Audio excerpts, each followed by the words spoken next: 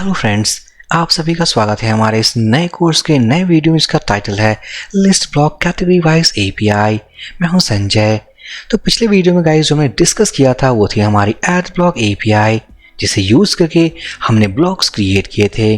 अब इस वीडियो में जो हम क्रिएट करने वाले हैं वो है लिस्ट ब्लॉक्स, बट उन ब्लॉक्स की लिस्टिंग हम कैटेगरी आईडी के बेसिस पे करेंगे।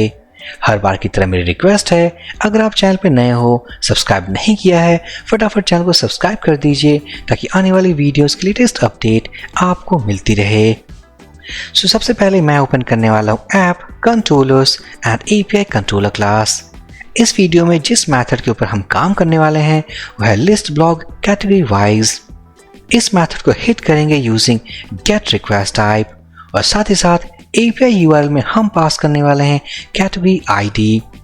जो कैटेगरी आईडी हम API URL में पास करेंगे, सबसे पहले हम उस कैटेगरी आईडी पे एक चेक पॉइंट यूज करने वाले हैं, दैट इज कि वो कैटेगरी आईडी एग्जिस्ट होनी चाहिए हमारे कैटेगरीज टेबल में। अगर वो एग्जिस्ट करती है देन उसके बाद हम जाएंगे ब्लॉक्स टेबल में और उस कैटेगरी आईडी के बेसिस पे हम सारे ब्लॉक्स को फेच करने वाले हैं। अगर मैं जाऊँ ब्राउजर पे तो ये है हमारे वो ब्लॉक्स टेबल और कैटेगरीज टेबल। इन दोनों टेबल्स को मैं दो न्यू टैब में ओपन करूंगा। ये रही हमारी कैटेगरीज टेबल जहां पर हमारे पास 3 कैटेगरीज अवेलेबल हैं, और ये रही हमारी ब्लॉक्स टेबल जहां 3 ब्लॉक्स अवेलेबल हैं, जहां पर एक कैटेगरी आईडी 1 के अंदर है और 2 ब्लॉक्स कैटेगरी आईडी 2 के अंदर अवेलेबल है। यहाँ पर मैं जाऊँगा कोड में। सबसे पहले मैं इस कैटेगरी आईडी के चेक पॉइंट पे काम करने वाला हूँ ताकि ये कैटेगरी आईडी जो हम API URL में पास करने वाले हैं वो एक्सेस होनी चाहिए। तो जैसा कि हम जानते हैं, अगर किसी भी टेबल के साथ ऑपरेशंस को परफॉर्म करना हो, चाहे वो कोई भी ऑपरेशन हो like select, insert, update and delete, तो हमें उसके एसोसिएटेड मॉडल के ऑब्जेक्ट को क्रिएट करना होगा। तो सबसे पहले हम काम करने वाले हैं अपने कैटेगरीज मॉडल के साथ, मींस कैटेगरीज टेबल के साथ। तो हम क्रिएट करने वाले हैं कैटेगरी मॉडल के ऑब्जेक्ट को। तो मैं जाऊंगा मेथड के अंदर। तो सबसे पहले category object equals to new and category model. मैं यूज करने वाला हूं find method. Category data equals to category object. मैं यूज करने वाला हूँ फाइंड मेथड, और इसके अंदर हम पास करने वाले हैं कैटेगरी आईडी, और ये कैटेगरी आईडी हम रिसीव करने वाले हैं अपने API URL के थ्रू। अगर हमारे पास वो कैटेगरी आईडी अवेलेबल है हमारे टेबल में तो इस वेरिएबल के अंदर वैल्यू होगा, अदरवाइज ये वेरिएबल एम्प्टी होने वाला है। इफ नॉट एम्प्टी, इसका मतलब हमारे पास इस वेरिएबल में दैट इज कैटेगरी डेटा, हमारे पास कुछ डेटा अवेलेबल है, हमने कुछ पाया है। इसका मतलब कैटेगरी फाउंड, अदरवाइज मैं जाऊंगा इस एल्स ब्लॉक में, और जबकि यहां पर होगा नो कैटेगरी फाउंड।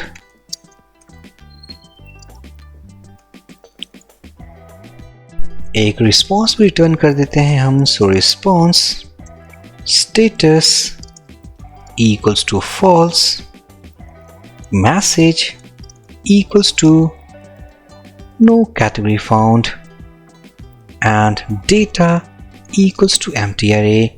नेक्स्ट हम जाएंगे अपने इस इफ ब्लॉक में। इसका मतलब वो कैटेगरी अवेलेबल है। अब इस कैटेगरी आईडी के बेसिस पे हम उन सारे ब्लॉक्स को फेच कर सकते हैं जो हमारे ब्लॉक्स टेबल में अवेलेबल है।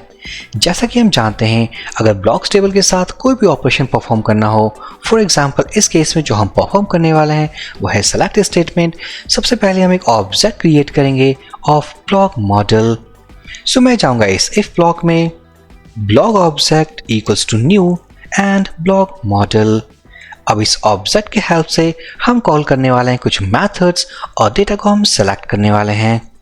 Block data equals to block object, हम यूज करने वाले हैं where method.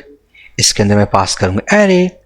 Category ID equals to, ये वो कैटेगरी आईडी है जो हमने API URL से गेट किया है। इसके बाद हम यूज करने वाले हैं फाइंड ऑल मेथड।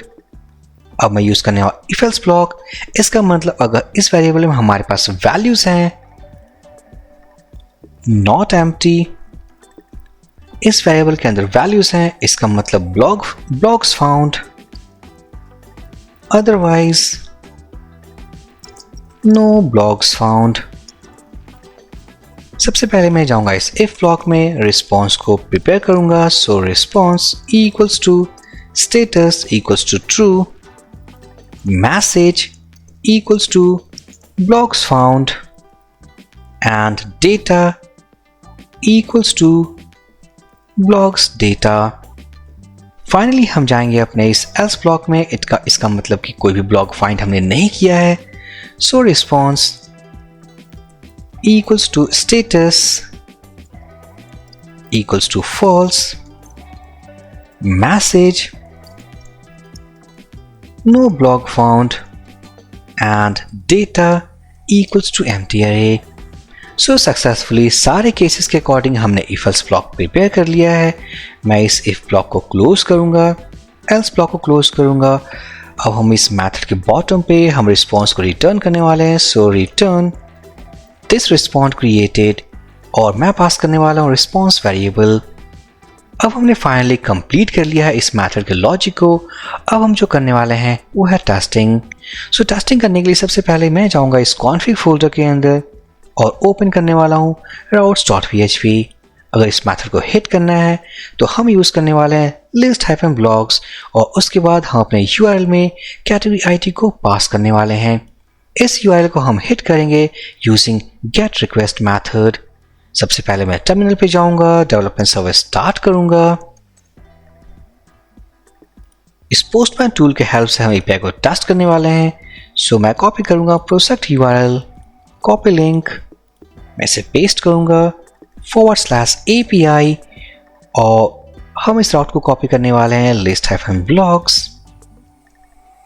और सबसे पहले जैसा कि हम जानते हैं जो हमने कॉन्सेप्ट यूज़ किया इस पूरे एपीआई डेवलपमेंट प्रोसेस में वह बेसिक ऑथेंटिकेशन, तो हमें एक ऑथराइजेशन हेडर भी सेंड करना है। सो मैं जाऊंगा इस ऑथ टैब में, हम सेलेक्ट करने वाले हैं बेसिक ऑथ, हम पास करेंगे यूजर नेम एंड पासवर्ड। और अगर मैं क्लिक करूं अपडेट रिक्वेस्ट बटन पे तो अभी देख सकते हैं फिलहाल हमारे पास इस हेडर्स में कोई की अवेलेबल नहीं है, बट जैसे हम क्लिक करेंगे एक हेडर ऐड हो चुका है। अब अगर हम यहाँ पर मैं पास करूँ 200 जो कि कैटेगरी आईडी एग्जिस्ट नहीं करती है, click on send button, no category found. But अगर मैं वहीं पास करूँ कैटेगरी आईडी 2 जो कि एग्जिस्ट करती है, साथ ही साथ हमारे पास कुछ ब्लॉग आर्टिकल्स भी अवेलेबल हैं, क्लिक ऑन सेंड बटन। तो ये हैं वो ब्लॉग इन्फॉर्मेशंस। साथ ही साथ अगर मैं पास करूँ ब्लॉग आईडी 3 जो कि कैटेगरी एग्जिस्ट करती है बट कोई ब्लॉग इसमें नहीं है, मैं क्लिक करूँगा सेंड बटन पे, no blog found. So successful तरीके से गाइस सारे केसेस जो हमने काम किया है वो सही तरीके से वर्क कर रहे हैं। मैं एक और बता दूं एक और बात कि अगर आपने कोर्स यहीं से स्टार्ट किया है, अगर आपको कुछ समझ नहीं आ रहा है कि आखिरकार हमने इस ऑथ टैब को क्यों सेट किया, किस तरीके से हमने एपीआई कॉल के प्रोसेस को फॉलो किया है, तो आप मैं स्ट्रांगली रिकमेंड करूंगा आप पिछले वीडियोस को देखें ताकि ये जो कॉन्सेप्ट जो हमने अभी सीखा है बिल्कुल सही तरीके से क्लियर हो जाए। आई होप ये वीडियो आपको काफ़ी अच्छी लगी होगी। अगर अच्छी लगी होगी, कुछ सीखने को मिला होगा तो प्लीज़ लाइक कर दें, कमेंट कर दें, चैनल को सब्सक्राइब कर दें। So for this video session guys, thank you for watching and have a great day.